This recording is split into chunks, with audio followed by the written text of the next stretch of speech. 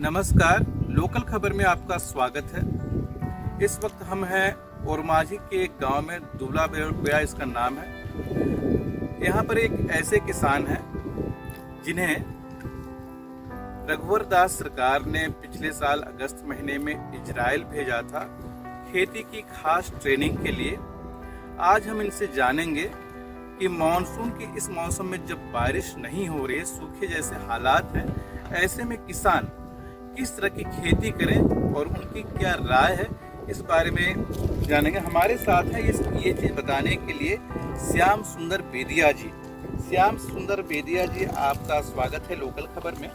आप बताएंगे कि आप लोग इजराइल गए थे, क्या कुछ सीखे वहाँ पे? वहाँ सबसे पहले तो हम लोग कम पानी में हम लोग अधिक खेती कैसे करें वो सीखे। जैसे ड्रिप इरिगेशन के माध्यम से बूंद टपक सिंचाई से खेती करना।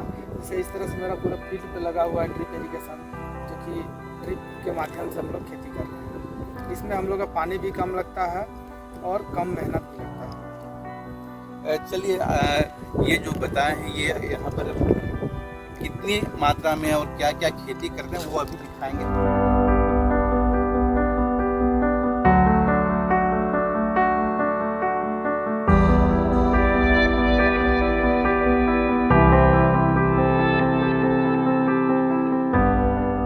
श्याम सुंदर जी का खेती बाड़ी देखते देखते हम यहाँ पर एक गुलाब के बागान में आ गए हैं। ये यहाँ पर फूलों की खेती करते हैं। श्याम सुंदर जी बताएंगे कि आप यहाँ पर किस किस तरह की खेती करते हैं और ये कैसे करते हैं। हम यहाँ इस फार्म पे गुलाब, जरबेरा और केला का टिश्यू कल्चर, हार्डनिंग और कुछ सब्जी का करते हैं। और अभी एक हम लोग नया है स्टेविया, मीठा तुलसी के नाम से जाना जाता है, उसका भी खेती हम लोग अभी बड़े पैमाने पे कर रहे हैं। यहाँ पर जो गुलाब की खेती करते हैं कैसे करते हैं और इसके लिए क्या क्या खास आप उपाय करते हैं, ठीक है, इसमें कितने पानी की ज़रूरत पड़ती है, किस तरह का और रिक्वायरमेंट होता है, उसको कैसे पूरा करते हैं? गुलाब को लगाने के लिए सबसे पहले तो इसको बेड तैयार करना पड़ता है। इसमें और गोबर खाद, वर्मी कंपोस्ट, करंज खली, नीम खली, ये सब मिला के बेड तैयार करना पड़ता है। और उसके बाद में बेड तैयार हो जाता है, उसके बाद ड्रिप का हम लोग पाइप लगाते हैं, उसके बाद हम लोग प्लांटेशन करते हैं। आप यहाँ पर कितना एरिया में ये गुलाब की खेती कर रहे हैं? ये गुलाब जहाँ हम लोग अभी खड़े हैं वो 25 डिसमिल एरिया में गुलाब है, जिसमें एक पॉली हाउस में 6 से 6,500 गुलाब लगा हुआ है। तो ये इससे कितना मुनाफा हो जाता है और कितना लागत आता है? गुलाब में प्लांटेशन में एक पॉली हाउस का प्लांटेशन गुलाब का कम से कम 60 से 70 हज़ार लगता है। और ये गुलाब जो है कि 4 साल तक चलता है और 4 साल हमको कंटिन्यू प्रोडक्शन मिलता है। और हर एक दिन छोड़ के एक दिन गुलाब का कटाई कम से कम 1500 से 2000 स्टिक होता है, हर एक दिन छोड़ के एक दिन, जिसका मार्केट प्राइस हर एक बंडल का 150 से 200 रुपया रहता है। ये जो गुलाब के फूलों में कैप देख रहे हैं, खासकर ये कैप क्यों लगाया गया है? देखिए, ये कैप लगाया गया है इसको सेपरेट के लिए। यदि इसको खोलेंगे तो ये फूल बिल्कुल तैयार नज़र आएगा और ये मार्केट जाने लायक है। और अगर इस तरह का हम कैप नहीं लगाते हैं तो ये जो इस तरह का गुलाब है उस तरह के खिल जाएंगे तो उसका मार्केट में वैल्यू कम रेट नहीं मिलेगा। रेट नहीं मिलेगा और ये इसका ज़्यादा रेट मिलेगा। हाँ, इसका ज़्यादा रेट मिलेगा। और इसको जो है क्यों रेट मिलता है इसका ज़्यादा? ये आपका गुलाब शेप रहता है, जो एक पंखुड़ी टाइप का जो है बना हुआ रहता है। इसमें हम लोग को देखने में खूबसूरत लगता है, इसलिए इस तरह का हम लोग कैप पहनाते हैं, ताकि गुलाब मेरा ओवर मैचुरेट होने के बाद भी वो एक गुलाब शेप रहे, वो पूरी तरह से खिल ना जाए। अच्छा, ये जो गुलाब की खेती, आम गुलाब होता है घरों में लोग लगाते हैं और यहाँ पर आप जो खेती करते हैं, क्या फ़र्क है उसमें? ये एक्चुअली डच रोज है और डच रोज हम पॉली हाउस के अंदर ही कर सकते हैं, क्योंकि अगर ये गुलाब हम बाहर में खेती करेंगे तो जिस तरह का यहाँ प्रोडक्शन देख रहे हैं, फूल देख रहे हैं, उस तरह का बाहर में इसका प्रोडक्शन नहीं मिल पाएगा। और अगर आप इस तरह का गुलाब के शौकीन हैं देखना और एक दूसरे को गिफ्ट करने के शौकीन हैं तो आपको भी यहाँ पर आके देखना चाहिए कि रांची के करीब में सिकिदरी में कैसे गुलाब की खेती होती है। आगे चलते हैं और देखते हैं कि इनके यहाँ पे किस किस चीज़ों की फार्मिंग होती है, किन किन फूलों और औषधीय पौधों की फार्मिंग की जा रही है।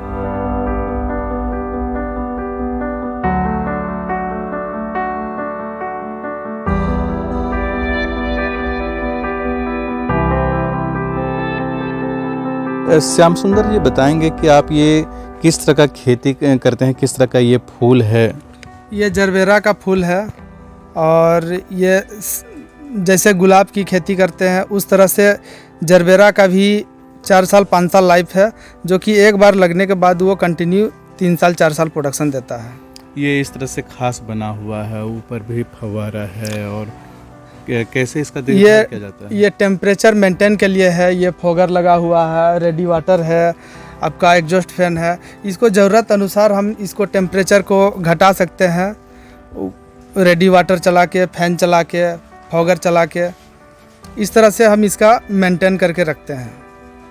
अच्छा, ये सब तो बहुत एक तरह से देखा जाए तो झारखंड एक गरीब किसान है, लेकिन ये तो बहुत महंगा खेती लगता है। हाँ, ये एक्चुअली जो है कि ये पॉली हाउस है। ये हॉर्टिकल्चर विभाग से ये सब 50% सब्सिडी में हम लोग को मिला है और उसी का भी हम लोग उसी में जरबेरा का खेती करके हम लोग काफ़ी मुनाफा कमा रहे हैं। अच्छा, कोई दूसरा किसान अगर इस तरह का खेती करना चाहे तो प्रोसेस क्या है? प्रोसेस वो हॉर्टिकल्चर से वो जानकारी ले सकते हैं, जैसे पॉली हाउस, ग्रीन हाउस है, और उसका आवेदन करके अब 50% सब्सिडी लेके वो अपना खेती कर सकते हैं। आगे आप क्या दिखाने जा रहे हैं? आगे हम लोग देखेंगे, अभी हम केला का टिश्यू कल्चर हार्डनिंग कर रहे हैं, उसका भी देखेंगे हम लोग। तो चलिए देखते हैं। चलिए।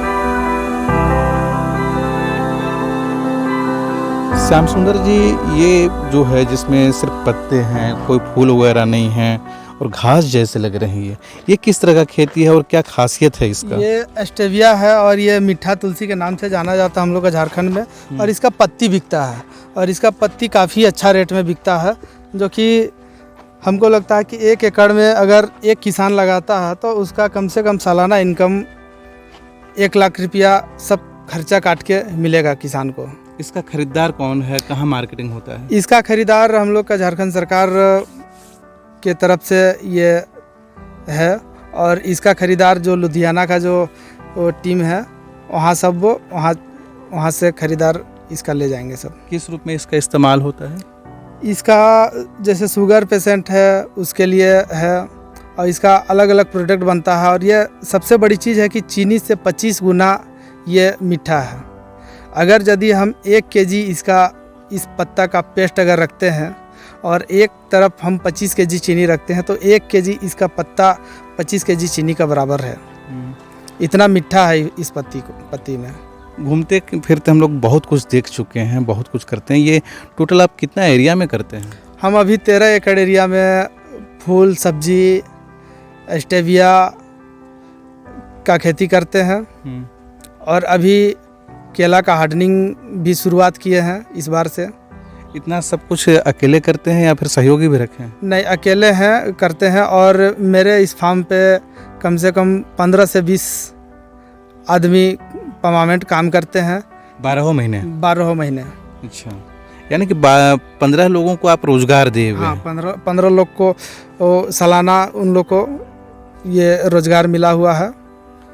अच्छा, ये जो आप काम करते हैं फूल और औषधीय पौधों का, जो आप खेती बाड़ी करते हैं, कितने दिनों से कर रहे हैं? हम यहाँ 5 साल से कर रहे हैं और पहले भी खेती करते थे, मगर इस फार्म पे बड़े पैमाने पे हम 5 साल से खेती कर रहे हैं। और कैसा रिस्पांस मिला है? देखिए, 5 साल तक हम अगर जितना एरिया में हम खेती कर रहे हैं, अगर सब मिला के अगर देखें तो सालाना मेरा 10 से 12 लाख तक का मेरा सब खर्चा काट के इसमें प्रॉफिट होता है। प्योर प्रॉफिट होता है। और इस दौरान जो है आप पिछले साल इजराइल भी गए थे, तो उससे क्या इसी वजह से आप गए थे क्योंकि आप इतने बड़े पैमाने पर खेती करते हैं और सरकार की नज़र गई? हाँ, चूँकि हम यहाँ पहले से खेती करते थे और मेरे इस फार्म पे हम लोग का पिछले वर्ष चीफ सेक्रेटरी मैडम जो हैं राजबाला वर्मा मैडम और एग्रीकल्चर सेक्रेटरी पूजा सिंघल मैडम, यहाँ उनका विजिट हुआ था और यहाँ एग्रीकल्चर डिपार्ट का सारे ऑफिसर आए थे जो कि इस खेती को देख के प्रभावित हुए और इस वजह से हमको इजराइल जाने का मौका भी मिला। आप इजराइल जाने से पहले से भी खेती कर रहे हैं और उसके बाद भी ये काम कर रहे हैं, तो इजराइल जाने के बाद कितना कुछ फ़ायदा हुआ? इजराइल जाने के बाद बहुत कुछ फ़ायदा मिला, चूँकि हम लोग वहाँ नया तकनीक को सीखे और अभी हम कम से कम 400-500 किसान को हम ट्रेनिंग दे चुके हैं इजराइल का जो नया तकनीकी है। और अभी मेरे साथ अभी 50 किसान जुड़ के काम भी कर रहे हैं। कहाँ के वो किसान हैं और क्या क्या काम कर रहे हैं? हम लोग का ये पूरा अनगढ़ा का ही किसान है, जो कोई फूल कर रहा है, कोई सब्जी कर रहा है, कोई गाय पालन कर रहा है, कोई मत्स्य पालन कर रहा है। इस तरह से सब किसान अभी खेती कर रहे हैं। एक और बात बताएंगे, अभी जो मौसम का रुख है, मानसून का समय है, सावन भी चल रहा है, लेकिन बारिश नहीं हो रही है, पूरी तरह से गर्मी है, किसान परेशान हैं, ठीक है। जो आम तौर पर धान का खेती करते हैं और दूसरे बरसाती के सब्जी वगैरह उगाते हैं, तो उनको क्या करना चाहिए? देखिए, अगर सब्जी का खेती किया जाए या फूल का खेती या और किसी चीज़ का, तो सबसे बढ़िया है ड्रिप इरिगेशन के माध्यम से खेती करें, तो उसका पानी कम भी लगेगा और कम पानी में उसका अच्छा उपज होगा और उसमें किसान का लॉस नहीं जाएगा। लेकिन ये सब के लिए काफ़ी संसाधन की ज़रूरत पड़ती है, जैसे कि आपका दिख रहा है, काफ़ी खर्च भी होता है। अचानक से किसान इस हालत में कैसे ये सब करेंगे? नहीं, जैसे किसान है कि आपका ओपन फील्ड में ड्रिप इरिगेशन के माध्यम से खेती कर सकते हैं, उसमें बहुत ज़्यादा कॉस्टली नहीं आता है और 90% ड्रिप में सब्सिडी है गवर्नमेंट का, 10% ही फार्मर्स को लगता है, इसीलिए ड्रिप के माध्यम से किसान खेती कर सकते हैं। अगर सब किसान अगर इसी तरह से फूल की खेती और दूसरे औषधीय पौधा का खेती करने लग जाएं, लेकिन आमतौर पर जो धान की खेती प्रमुख झारखंड की खेती है और इस पे डिपेंडेंट किसान, आमतौर के किसानों का धारणा ये रहता है कि धान की खेती करेंगे हमको खाने का कम से कम चिंता नहीं हो जाएगा। लोग खाने के लिए करते हैं, न कि उसको बेचने के लिए। जी, तो उनके लिए तो भारी मुसीबत है ये। हाँ, उसके लिए तो मुसीबत है। यदि सब्जी का बात है या फूल का बात है तो किसान ड्रिप के माध्यम से कर सकता है, और धान में तो बारिश अगर नहीं हुई तो धान इस बार हो नहीं पाएगा। आप एक किसान हैं, ठीक है, और भी कम बारिश हो रही है, अकाल जैसे सूखे जैसे हालात हैं, सरकार को आप क्या सलाह देंगे? ऐसे में क्या करना चाहिए, किस तरह के नियम नीति लाना चाहिए?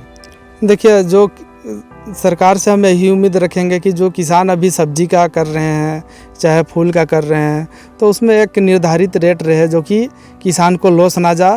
क्योंकि अगर धान की खेती ना भी हो तो किसान बाज़ार से भी चावल खरीद के खा सकें।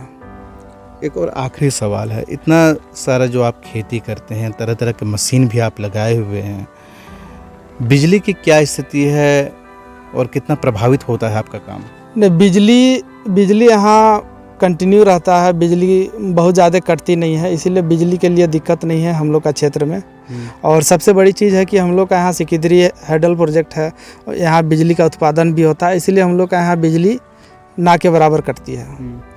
जैसा कि अभी श्याम सुंदर जी ने बताया कि पानी कम हो और बारिश कम हो तो पर भी इस तरह के जो व्यावसायिक खेती है, फूलों की खेती, औषधीय पौधों की खेती, इसे किया जा सकता है और किसान के लिए अच्छा खासा मुनाफा ये खेती देता है। और इजराइल से ये विशेष ट्रेनिंग करके आए और उसके बाद यहाँ के आसपास के तकरीबन दर्जनों किसानों को वे ट्रेनिंग दे चुके हैं और उसका लाभ उन किसानों को भी मिल रहा है।